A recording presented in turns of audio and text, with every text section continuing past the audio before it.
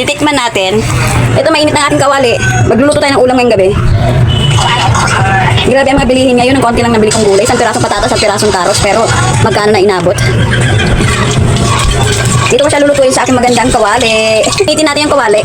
Pag mainit na to, lalagay na natin yung patatas at yung carrots. Uwi muna natin sila para mas masarap.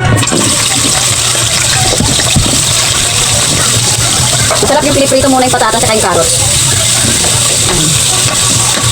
Pagluluto, may kanya-kanya tayong diskarte para sumarap ang ating lutuin. Sa akin, simpleng luto lang yan. Pag nagluluto kayo, ganito rin ba? Piniprito nyo muna yung patatas at yung carrots. Isang piraso lang yan, o kaya konti lang. Isang pirasong carrots, isang pirasong patatas. Magkaroon lang ng konting gulay, okay na siya. So ayan, pwede na siya. Igigisa na natin yung bawang. Medyo brown-brown lang natin bawang. Nalabas na yung aroma ng bawang. Lagyan na natin ito sibuyas. Naamoy nyo ba ang aking niluluto? Amoy pa lang yan, masarap na, diba? Paano pa kaya kung matikman nyo ang luto ko? Lagyan na natin yung chicken.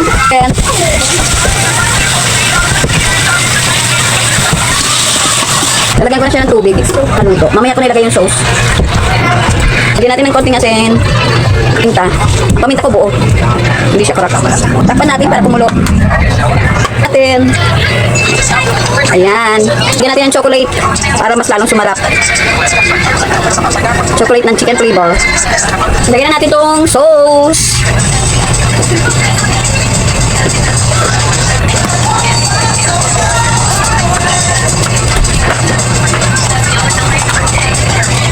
Parang kulang sa sauce. Pero okay lang yan, okay na yan.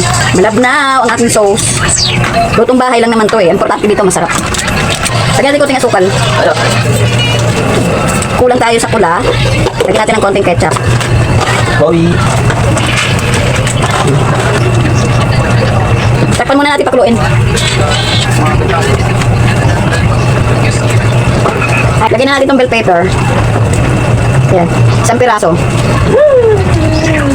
At saka lagyan na natin ng ating pampinali lagi kung nagluluto. Ang magic. Sarap na siya. Kain na tayo. So, luto na siya.